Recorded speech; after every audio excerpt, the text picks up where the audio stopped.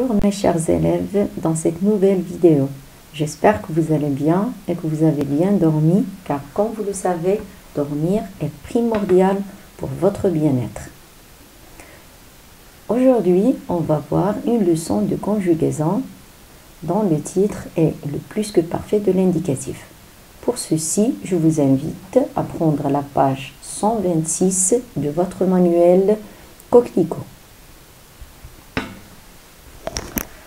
Avant d'entamer la leçon, qui peut me rappeler les tons composés qu'on a déjà vus ensemble? Prenez un petit moment de réflexion avant de répondre. Il existe de nombreux tons composés en français, entre autres le passé composé, le conditionnel passé, le futur antérieur, passé antérieur, etc.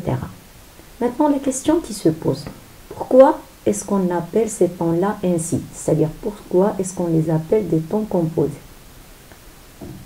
Eh bien, tout simplement parce que ce ton-là comprend deux parties.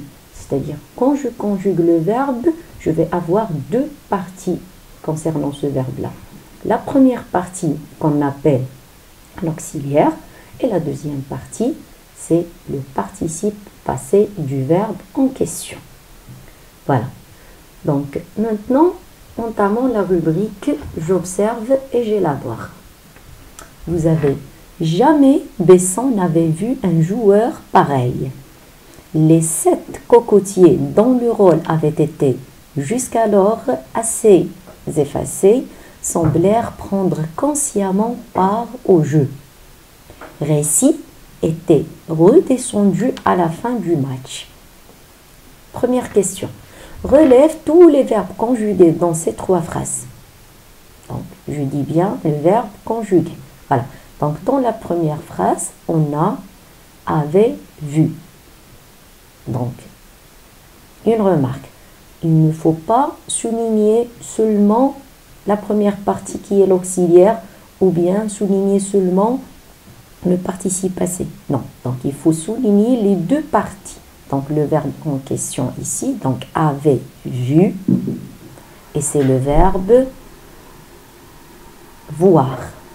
Comme c'est mentionné dans la deuxième question, il faut indiquer l'infinitif de chaque verbe. Donc ça, c'est le premier verbe. Le deuxième verbe, donc on a avait été, avait été. Donc avait été effacé.